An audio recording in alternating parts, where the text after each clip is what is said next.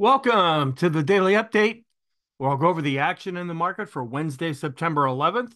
Then we'll see how things look for Thursday, September 12th. We're showing some improvement. We're not quite switched over to positive yet. We're still below the 20 period simple moving average, which seems to have acted as resistance in Wednesday's session. Wednesday was the first time that the market has been able to get back above the high that was set last Friday. So that's rather encouraging. We've been seeing inside days compared to last Friday's bar until Wednesday. And we started off pretty negative and we went all the way down to the low that was set last Friday, tested that level, and we're able to bounce up off of that. And in the process, we are improving. We're not positive yet. So we're still somewhat negative in the short term. We've come back above the 50 period moving average in the intermediate term. So that's switching back to positive, which is usually kind of strange. Typically, we'll go positive in the short term first, then the intermediate term. We still continue to be positive in the long term. So that part hasn't changed for now. All right, so I do have this thing called the SPXInvesting Program. There are additional videos that I post there that I don't put on YouTube or Rumble. There's a link below this video that will take you to the website, also a link that will take you to a video about the program. You do get immediate access to the daily and weekly videos once they're uploaded. And if you want to send me an email, please feel free to do so. And the daily videos, the real hub of all of the analysis that I do. All of the other videos are weekly videos, and they're meant to feed into the daily video. Okay, let's go back and talk about what happened. We had a flat open. Now, the futures were negative, and then CPI came out, and the initial reaction was negative. But then the second thought was, well, maybe things aren't so bad after all. So then the futures started to bounce back up, and by the time the market opened, we were flat. But right after the open, we just took off to the downside. And it looked like, okay, here we go. We went down below the daily pivot at 54.78. We went down below S1 at 54.59. We got down to S2 at 54.22. And then we found support at last Friday's low. As the day went on, we saw this pretty hefty reversal that happened. We rose back above S2, S1, the daily pivot, the unchanged level, and then continued climbing up to R1 at 55.15. So now prices got back above the 5,500 level. We got up to R2 at 55.55, and then we closed at the high for the session. So this could be the beginning of something more positive. We're seeing some improvement as far as growth versus value, and I'll show you all these charts. Things are looking better, but we haven't switched over to positive yet. And I'll go through all the different charts and show you what I'm talking about. We were up 1.07% on above average volume, and that is considered to be positive too. The reversal coming up, closing at the high on above average volume is usually showing some conviction there. We are still somewhat negative in the short term, but improving. We're turning more positive in the intermediate term. We're still positive in the long term. And I'll go through some of the components of CPI here in a moment that really hasn't changed the overall scenario, at least yet. And of course, as always, we want to keep an eye on the geopolitical things going on. So far, nothing has really had much of a longer term impact on the market. Some comments. The initial core CPI reaction was negative, and the S&P actually ended up declining 1.6%. So this was a pretty big reversal to be down 1.6% and then to close up over 1%. That's a big intraday swing. Mega caps and semiconductors outperformed, and this is what helps the markets go higher. Now, these areas have been weaker lately. They showed some strength in Wednesday's session. Oil is still near $65, and the 50-period simple moving average, the S&P has been able to regain that. So that's more intermediate term, according to how I look at things. But we're still below the 20-period simple moving average. We still have this initial Hindenburg-Ullman, and until that's either triggered or October 1st happens, whichever comes first, you're going to see this on the list here. We're waiting for confirmation. That hasn't occurred yet. We have nothing that's oversold. In the intermediate term, we have nothing that's overbought. In the long term, we're still looking a little bit extreme with our 200 period simple moving average. And this is 2 days now that we're seeing something like this. And it's very rare to not have the short and intermediate term list with something on it. And no real change so far. If anything, things have switched back a little more positive as the market first reacted negatively and then came in and reacted positively to the CPI that came out. And it's okay, what's the Fed going to do? 25 basis points or 50 basis points? We don't really know that yet. The market's getting a little bit locked in more to this 25 basis point cut. The dollar was up and interest rates were up just a little bit. We were at 3.65% with a 10-year yield, where we had been at 3.64%. We're still inverted with the 10 to the 3 month, but the 10 to the 2 is back to looking normal. And I'll show you the chart there later. Sentiment is still negative, but we ticked up from 40 up to 43. A few more ticks, and we might get back into neutral territory if we can see some follow through buying in Thursday's session. And now we're back to not trending, though, because the ADX was picking up a negative trend.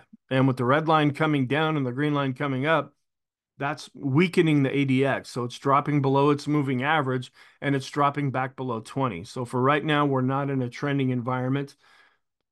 With the up day, our bias is positive, and I've switched our momentum. It's still mixed because we still have to clear out the damage that was done last Friday if we see more buying, or are we just going to chop our way through this? So I'm keeping the momentum at mixed to positive now. So it's more of a positive slant with what we saw on Wednesday. We did get the weekly MBA mortgage applications index. It was up 1.4%. Last week, it was up 1.6%. CPI, the headline number, came in as expected, up 0.2%. The market liked that. This is what initially freaked out the market. The core CPI, this is the inflation component. It came in up 0.3%. They expected it to come in up 0.2%. And so that drove things down. It also drove things down at the open, but then we saw a recovery after that. And last time it was up 0.2%. So here's the chart of the weekly mortgage applications, coming down a little bit, but still positive the last 3 weeks. And here's the year-over-year CPI, which the blue line, that's the total CPI, and that's coming down. And we flattened out just a little bit here with the core CPI on a year-over-year basis. And here's the services and the core commodities on a year-over-year basis, where the services, when you take out energy, it's flattening out here above this 4% level. And what the market is paying attention to also is the core commodities. We're coming down, actually being negative now. We're seeing commodities under a lot of pressure now, if you watch the intermarket analysis weekly video. And so that's helping the CPI actually to decline. And here's our chart with the CPI, where on a 12-month rate of change chart here, it is showing it continuing to decline. On a month-over-month basis, it is going up here. Here's the core CPI, the one the market really pays attention to, flattening out a little bit on a yearly basis and also going back up when we look at the monthly basis here. Then looking at some Isabel Net blog charts, the percent of 10 yield curves inverted, this is still pretty high. We've been up around this range now for quite a while. And when we start to have worries about an inflation or a recession, that's when we're above the red dashed line. And we've been here for, well, going back into 2022 now as inflation really started to pick up.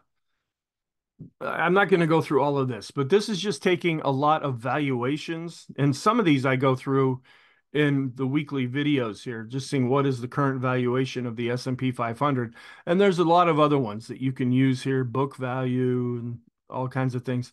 The takeaway from this, but this is a little bit old. This was made on August 24th.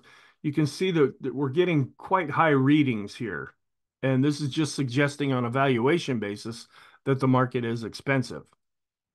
And looking at the exposure to equities, bouncing back up just a little bit, still above the zero line right now. And the buybacks also seeing some, it's coming down. It's not as high as it was, but it is still looking pretty healthy here.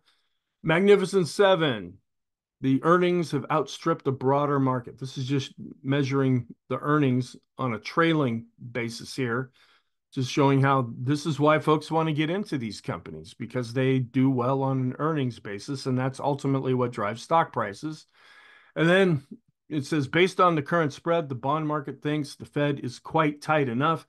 It's time, at least according to the market, for the Fed to come in and start cutting rates. And it looks like that's what they're going to end up doing.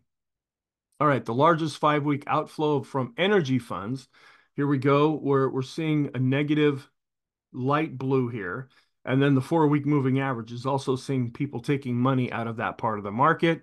And then where are we getting into? We still see a lot of money coming into the market here because as this is the place to be for a lot of folks. And tech is seeing a lot of money coming into the market. We had been seeing some more money coming out of energy based on the 4-week average of that.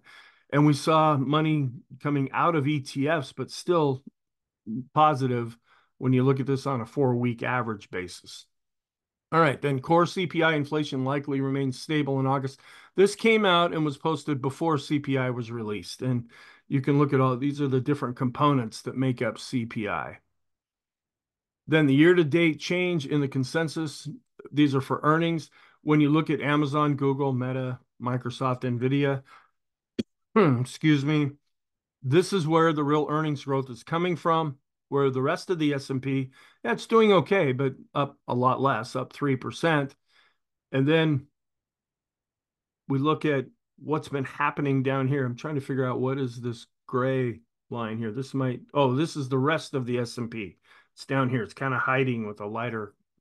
So this is the S&P in total, including the big mega caps or the magnificent, let's see, 2, 4, 6 here, 2, 4, 5 here, and then the rest of the stocks. But they only add up to 500. There's really, last time I checked, 503 stocks in the S&P. I didn't find anything interesting on Twitter. A lot of very touching and interesting posts about 9/11. That's kind of really all I ran across. Nothing new as far as charts. So here's our intraday chart where we pretty much had a flat open. The futures were negative. They bounced back looking like they were improving. That led to a flat open. And then we just, boom, went down really quick. Got all the way down to the low that was set last Friday. And apparently this was good enough. The smart money saw this. We got kind of the noise of the open out of the way. And then the smart money just came in and started buying. Took us all the way back up above R2 and closed at pretty much the high for the day. And it's a little hard to see here. We were negative here with the futures and then just clawing our way back. Here's the initial reaction to CPI, which then led to the flat open as well. And we're pretty much flat right now. We have PPI coming out in Thursday's session. Probably not as impactful, but still very important, and the market really pays attention to that. This is showing an improvement, but we're still a little concerned because the red line's above the blue line here when we look at intraday growth versus value. We want the blue line to be above the red line. And we are seeing some improvements here because we topped out here back in August 20th, 21st, and we've been seeing a steadily decline of growth of value for the S&P. And now we're potentially seeing some improvement here. If this can continue to go up, that would be much more positive for the S&P. So end of day, growth really had a good day. It was up over 2%, where value was actually down. And it was up more for the mid caps and also up more for the small caps. So seeing some improvement here with our ratios with the small caps. We need to see more follow through as well here and bouncing back up, but need to see more with the mid caps and showing some improvement, but need to see more here with S&P growth of value. A little bit of a tick up, but again, we need to really see follow through here when we look at discretionary versus staples. Seeing an improvement here where we're coming back into the rainbow when we compare the growth ETF with the value ETF after it had fallen down below the rainbow. And we were able to get back up here to the 50-period moving average with large cap growth. So that's also quite positive right now. And here is the trend where the ADX is a little bit confused. It was starting to develop a trend that was negative. Well, with the big up move that we saw here, and you can see the low matches last Friday's low pretty close. But we were finally, after 2 days of having inside days compared to Friday's bar, we were finally able to break above that. And now we're going back to this previous high here. But that's confusing the ADX because it had been turning up. Now with the update, it's starting to roll over, drop back below 20 and dropping below its moving average, although it's still negative because the red line is on top. Until we see the green line cross above the red line, we will still default to negative with this chart. Here's the short term, also rolling over, red line coming down, but they haven't crossed yet. Volume has been picking up, so that's rather encouraging, especially on an up day. We did get the reading from Investors Intelligence coming in at 1.92, not really giving an extreme reading one way or the other. The Ulcer Index starting to turn just a little bit here, showing that fear may be subsiding slightly. And we are coming down with the VIX. We're dropping further below 20 now with the line chart and the bar chart. And when the VIX is down, the VIX of the VIX is also down. And the momentum still positive, but the MACD is starting to roll over currently. And here's the seasonal chart here, where the VIX on a seasonal basis can quite often have a really difficult time going into about the middle part of October. Then it drops down, and then right at the end of October can have some more difficulties again on a seasonal basis.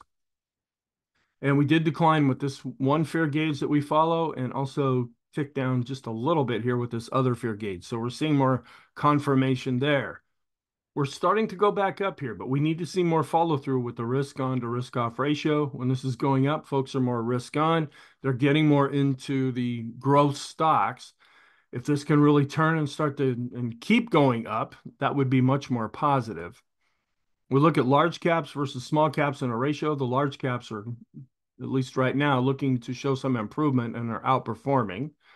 We want to keep an eye on the spread between the risky and not as risky bonds, where we're still going down here. And that's a little bit of a concern. We actually want this to go up. This is an inverted chart to match up with the S&P on top and an inverted version of the VIX on the bottom. So this is a little bit of a concern that we're just watching right now. If this really starts to drop even more, that could put some pressure on the markets. And we did decline with the daily equity put call chart. Now we're starting to turn down with the 5-day and just barely starting to roll over here with the 10-day. And that's more positive as well. And volatility risk premium still in the middle of the band. It's declining now, but not really showing any kind of an extreme reading. So this is one area that's a little bit of a concern here. And you're going to see this from some of our charts. We had a pretty solid up day, but we were flat with the advanced decline line based on price. Now, another thing that's a little more encouraging is we did advance based on volume. So there's a negative and a positive that we're seeing here. It's positive longer term. We're above an upward sloping moving average with both of these. And another thing, we're breaking out, but we're not necessarily setting any massive number of new highs. Now, it did improve, but we also saw a lot of new lows being generated. That probably happened earlier in the session when we were going down, and some of the new highs were probably generated later as we were recovering. But for right now, we're still looking okay with this, but not great at this time. We're going down with the 5-day and the 10-day moving average. And we're still looking okay, but see how we tick down just a little bit with the advanced decline ratio, both the red line and the blue line? You would expect on a really solid update for this to go up, and it actually declined, but it's still positive. We are still above zero here when we look at the advanced decline ratio based on price, and we were able to get back above the zero line here based on volume. So that's looking a little better too. We're turning back positive now with accumulation distribution. We're above the moving average and the boom indicators crossing above the midpoint. So this chart, this is a smart money indicator, is looking more positive.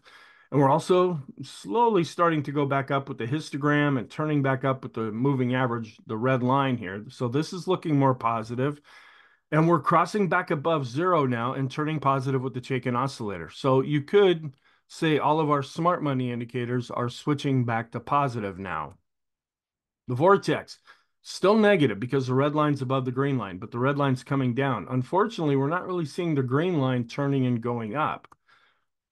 And we're doing okay here when we compare the S&P to the NYSE advanced decline line. Nothing really out of the ordinary there.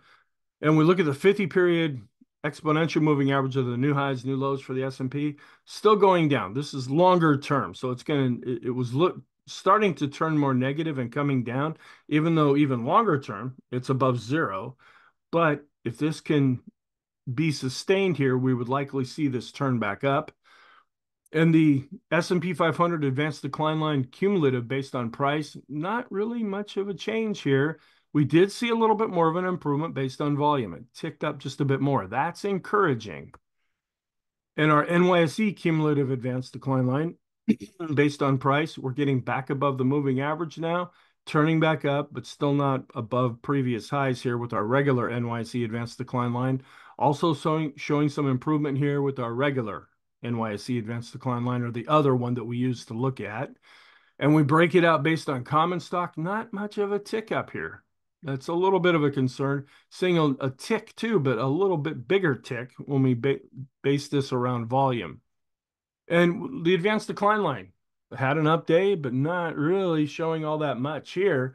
We were flat with the common stock for the NYSE, flat with the S&P, flat with the mid caps, and below the moving average and flattening out, but still slightly declining with the small caps. So this is still a bit of a warning sign to us. So short term, we were able to get back above the 50 period moving average, and that's helping the intermediate term.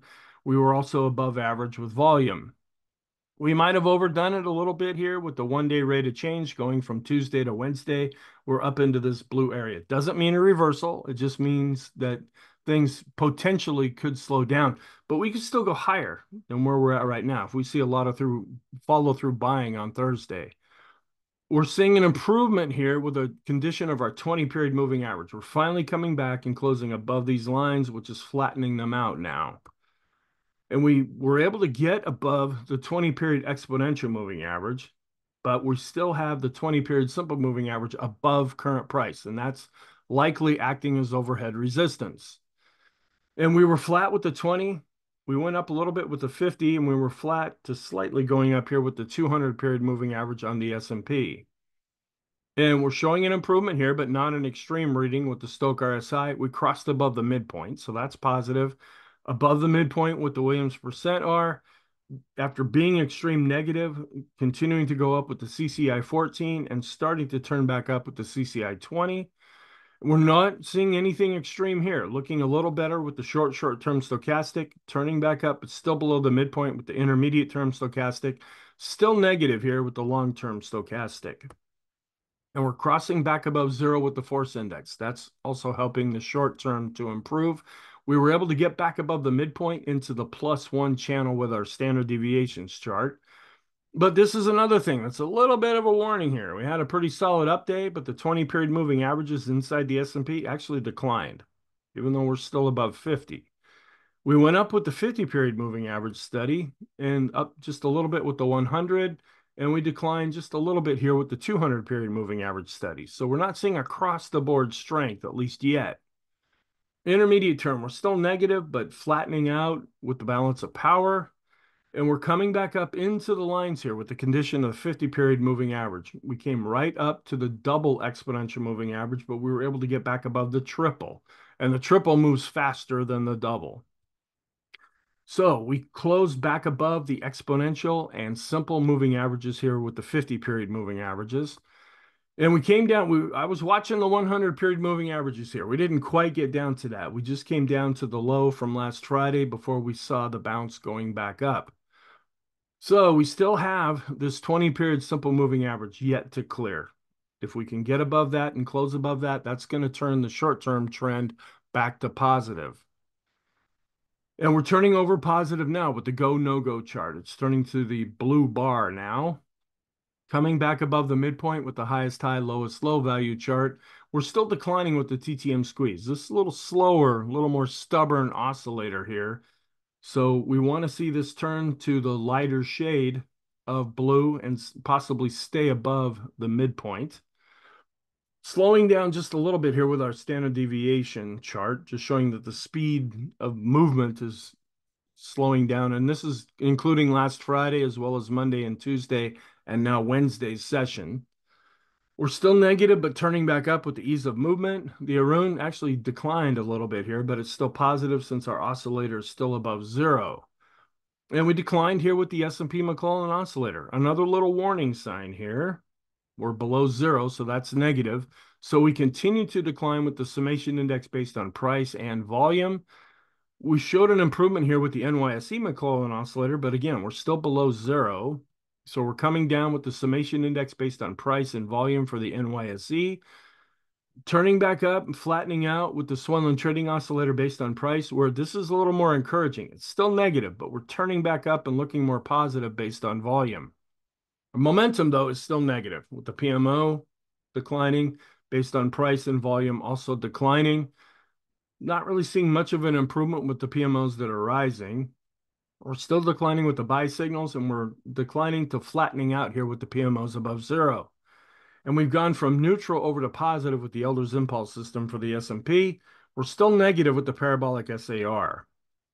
Slope oscillator, short-term oscillator, continues to decline, dropping further below the midpoint. So that's actually a confirmation that things are still negative. And we're trying to turn back up, but we're still declining here with the MACD. And you can kind of see here that when we set the high, that MACD was, of course, giving us a very high reading. And then we came close up to this previous high, and we made, this could be considered a negative divergence here. Now, some of that is going to be how these indicators are calculated. But the people in the market see this and they go, ooh, negative divergence, sell, sell, sell. And so we are aware of this right here, but we are seeing a little bit of improvement here with the MACD. So we're still going down with the short term, with the slope oscillator, trying to turn up. It's still negative with the TSI. Looks to be improving a little bit with the MACD. We're still negative with the PMO and the PPO, and our longer term oscillators continue to be negative. Copy curve is also still negative. Seeing a little bit of an improvement, but still pretty much neutral with the Sean trend meter. This is also something that's a little bit of a concern now. Pointed this out yesterday too, when we were going up, but the bullish percent index really, it went down. Now we went up a little bit in Wednesday's session, but we're not really seeing this moving up all that much. That just means the bigger stocks are really taking things higher right now. And we're declining, but still positive with the NYSE bullish percent index. This is encouraging and also showing that it's the real big stocks that did well in Wednesday's session. Crossing back above 50, so we have the BPI for the NASDAQ 100 turning back to positive. And we're just barely crossing back above 50 here with the money flow. That's no longer negative, and we're getting a little bit above 50 with the ultimate oscillator. Back above the moving average here with on-balance volume. Crossing back above 50 with the RSI 14 and the RSI 9. So it's showing that momentum is turning back a little more positive. And we're coming back up in here to our mini rainbow with the 20-period simple moving average of the open, high, low, and close. We still have work left to do. If we can get above this and close above this, that would really help the short-term trend. Long-term trend, we are still above this R2 level, and that's looking pretty good, at least for right now. And seeing a little bit of an improvement here with the Heikin-Ashi chart where we have the open candle. We're negative, but pointing up with the Kegi chart. We're still negative with the Renko chart, and we're still negative with the three-line break. So we're getting some mixed pictures here as far as measuring the trend. Long term, we're still just barely above this 350 level here with the 200-period simple moving average. And we switched back to positive in the short term for the S&P, so we're positive across the board according to the Keller market model. We're still negative with the mid caps and the small caps, and the NASDAQ 100 is now also switched back to positive. And then across the market, where we're positive with stocks and bonds, we're still negative with commodities and the dollar on all time frames. And what was really weak earlier in the week now, technology. This led things higher, up 3.41% for the sector. Discretionary communication. These are the three growth areas. And when these do really well, this is when the market does really well. So, but we need to see follow through. We just can't see one day done and gone kind of a thing. And then the more defensive areas like staples, they ended up being down. Healthcare was down. Utilities were up a bit here, and that's another area we've been keeping an eye on. Real estate was also down after it's had a pretty good run lately. And not surprising here. Right after the open, we saw a lot of red. And then as things were bouncing back up, we started to see a lot of blue or green here. And showing a little bit of outperformance here with the S&P compared to the equal weight, but still the equal weight's hanging in there pretty good. So we're going back up a bit here with the ratio, looking at the S&P outperforming the equal weight S&P. We're coming down, but we're still positive here with the broad market measure of the 5-period moving average of the highs minus the lows. And we're still seeing some improvement here. We're above the pivot point here with the Dow and above its 50-day moving average. We've gone from negative to positive here with the diamonds, with the Elder's Impulse system, showing an improvement, but still below the 50-day moving average with the NASDAQ, also still below the 50-day moving average with the NASDAQ 100. But we switched over to positive after being neutral with the QQQs with the Elder's Impulse system. Still negative here, but turning up with the PPOs. The momentum is showing some improvement there. And we're coming back up here to the 20 and 50 period moving averages for the Qs. We're still below them for right now. It would really, really help things if we could get above these moving averages and close above them. Or until then, we have to suspect that they may provide overhead resistance. The small caps came all the way down to their 200-day moving average, and then were able to bounce up off of that. So that's showing a little bit of resilience there. We look at the Russell 2000 small caps, still below the 50-day moving average. The momentum is still negative, and we're turning up, but still negative with the RSI. And we've gone from being negative to neutral with the Elder's Impulse system for the small caps.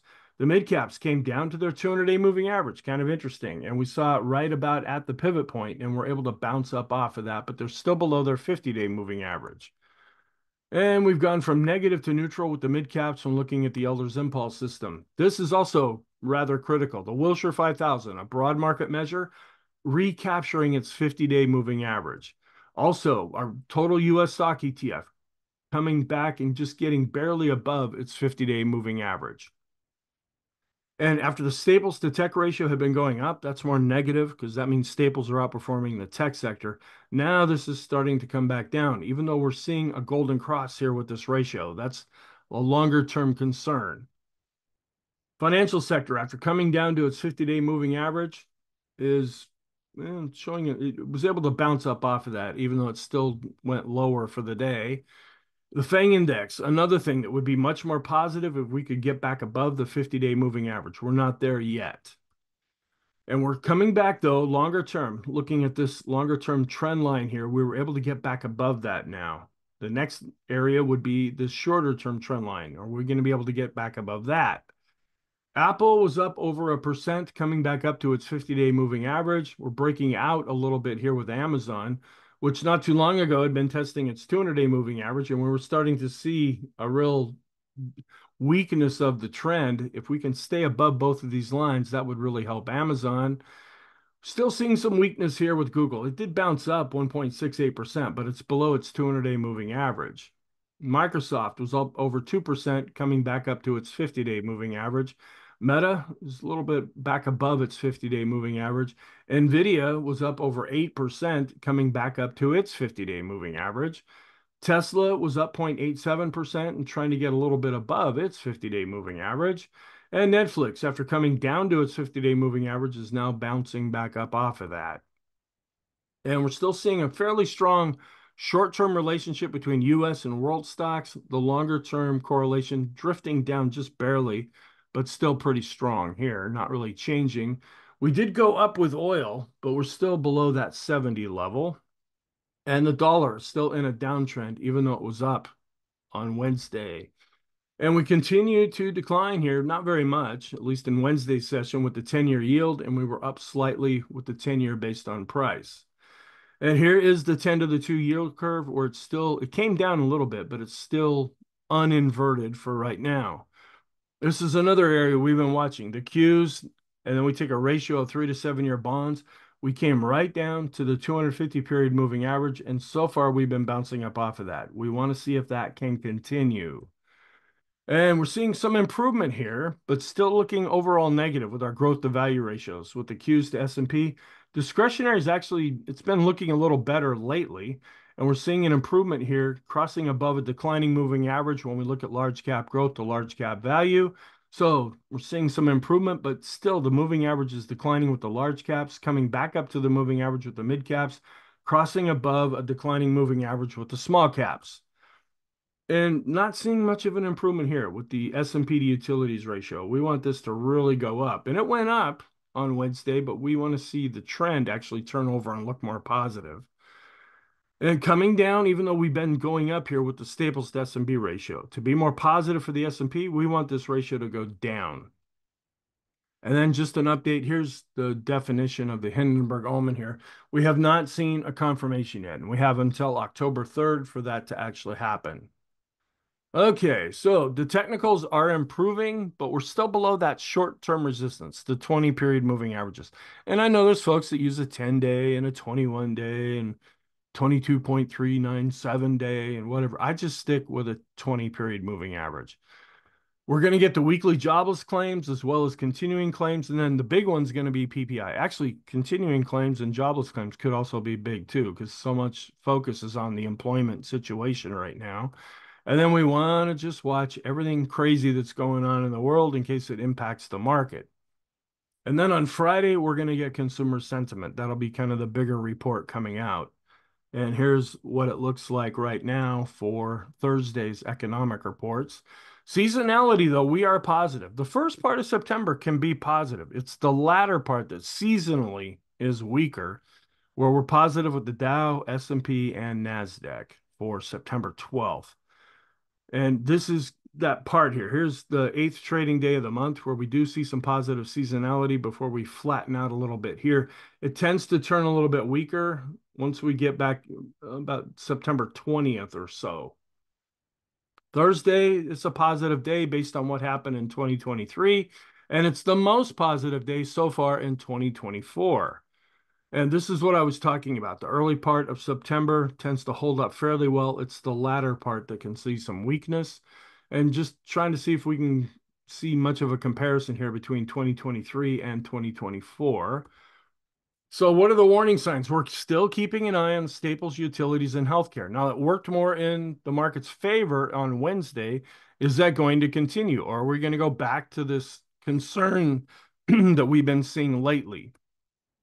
The S&P and NYC McClellan oscillators and summation indexes, they're still negative. They are improving a bit here. Actually, the S&P went down, but they're still below zero, so they're negative. The parabolic SAR is still negative. The oscillators are still negative.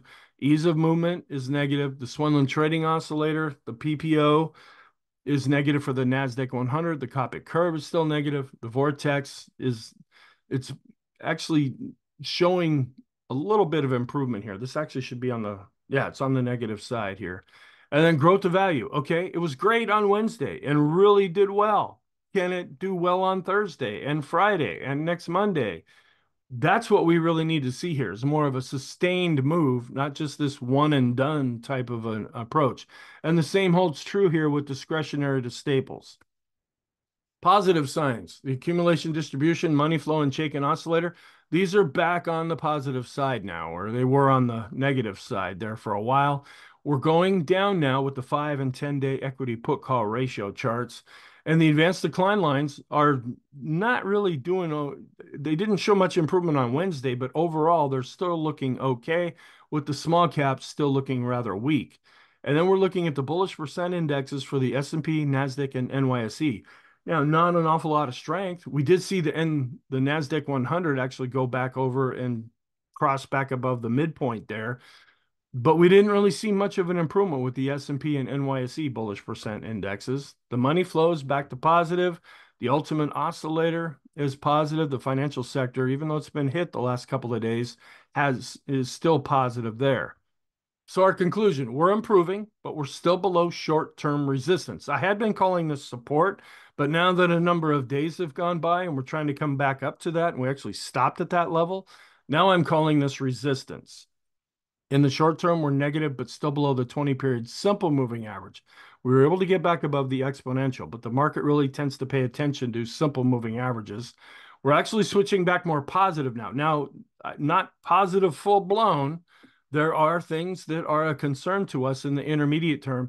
I'm basing this on the fact that we were able to get back above both of the 50-period moving averages, and we continue to be positive in the long term. So thank you. I really hope you found this helpful. Have a really good day, and I will talk to you in the next video.